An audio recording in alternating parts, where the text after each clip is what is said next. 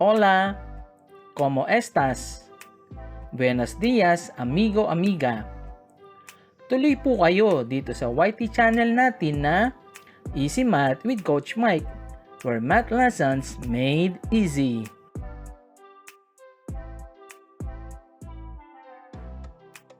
Uy, nandiyan na pala kayo. Opo, Coach Mike. Inihintay ka nga po namin eh.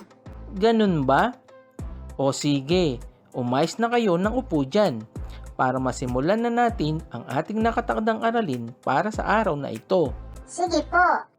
Sa lesson natin ngayon ay matututunan ninyo kung paano makahanap ng equivalent fractions ng isang fraction. By the way, kung hindi nyo pa alam kung ano ang mga equivalent fraction, balikan nyo na muna yung previous lesson natin. Tapos kapag napanood nyo na iyon, balik kayo dito. Yung link nun ay nandyan sa description at naipin ko na din sa comment section. Okay? Okay po. Sige, simulan na natin ang ating nakatakdang aralin para sa araw na ito. Sige po. Natutunan na natin mula sa nakarang aralin ng equivalent fractions ng 1/2 ay 2/4, 3/6, 4/8 at 5/10.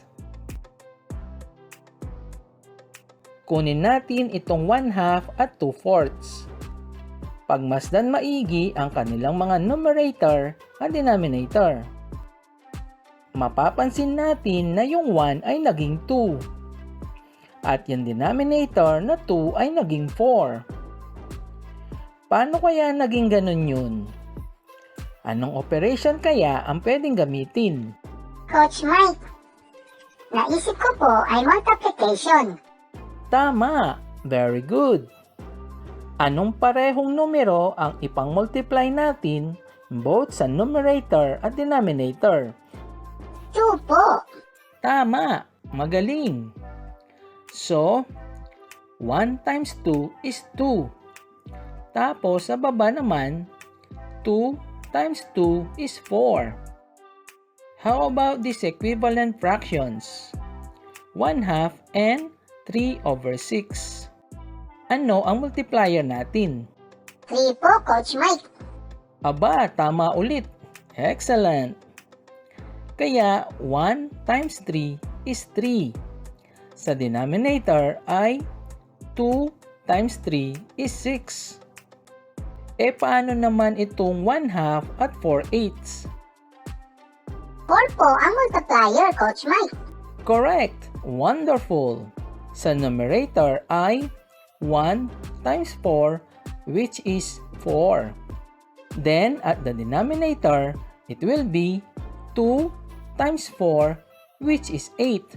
Okay? Okay po. Lastly, ano ang pang-multiply natin both sa numerator at sa denominator ng 1/2 para maging 5/10? Wala pong iba kundi 5. Fantastic! Sa taas is 1 times 5 na equal sa 5. Tapos sa baba naman ay 2 times 5 na equal sa 10. Okay? Okay po. Anong napansin nyo habang pinag-aaralan natin yung mga equivalent fractions ng 1/2? Napansin po namin, Coach Mike, na dapat pareho yung number na gagamitin na multiplier sa numerator at denominator. Magaling! Yan ang rule sa paghahanap ng equivalent fractions.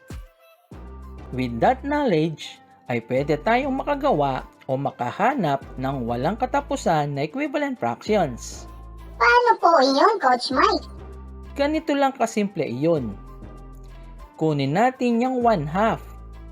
Kapag nimultiply natin both numerator at denominator ng 6, makakagawa ulit tayo ng equivalent fractions, which is 6/12. Kapag times 7 naman, 7/14. Kung i-multiply natin ng 8, we will have 8/16. Kapag ni-multiply ng 9, meron ulit at 9/18 yun. Ganon din kapag 10 ang napiling multiplier. Sige, magsagot tayo ng mga problem tungkol sa equivalent fractions para lalo nyo yang makabisado. Find two equivalent fractions for each given fraction. Ano nga ulit yung rule natin? Multiply both numerator and denominator by the same number. Magaling! Basta tandaan na any number ay pwede. Okay? By the way, since wala namang sinabi na dapat magkasunod yung dalawang equivalent fractions, so kahit anong equivalent fractions na magawa natin ay pupwede. Kung magkaganon, maaaring magkakaiba tayo ng mga sagot. Kasi nga, depende sa napiling multiplier. Kaya huwag kayong magtataka kung iba ang nagawa nyong equivalent fractions. Okay? Okay po. Sige, sagutin na natin ang unang fraction na 3/5. Isip kayo ng number as multiplier. Ako ay 3. Ilagay natin yan both sa numerator at denominator. Gawin lang natin yun. Sa numerator ay meron tayong 3 times 3, which is 9. Sa denominator naman ay 5 times 3, na equal sa 15. Kaya ang unang equivalent fraction natin para kay 3/5 ay 9/15. Okay? O di ba madali lang siyang gawin? Oo nga po. Madali lang po pala ito, Coach Mike. Gawa pa tayo ng isa. Isip kayo ng pang-multiply. Ako, 6. Kaya sa taas ay meron tayong 3 times 6 na equal sa 18. Sa baba naman ay 5 times 6, which is equal to 30.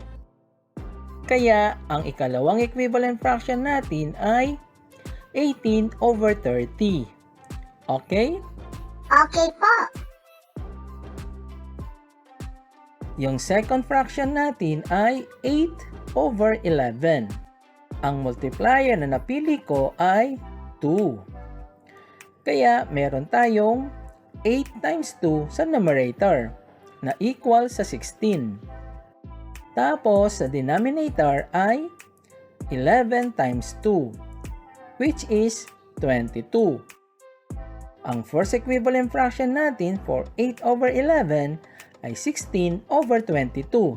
Got it? Got it po, Coach Mike. For the second equivalent fraction, I will choose 5 as the multiplier. Kaya sa taas ay meron tayong 8 times 5 na equal sa 40. Sa baba naman ay 11 times 5, which is equal to 55. So the second equivalent fraction of 8/11 is 40/55. Alright?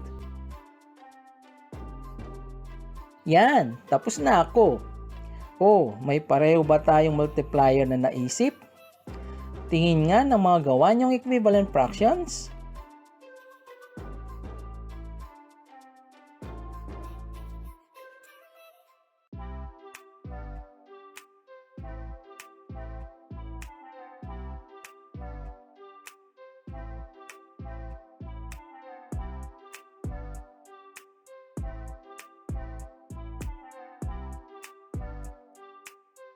At dyan na nagtatapos ang ating aralin sa araw na ito.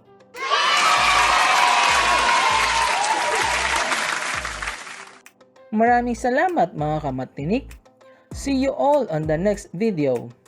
Paalam, adios, ingat, cuídate mucho, God bless. To God be all the glory.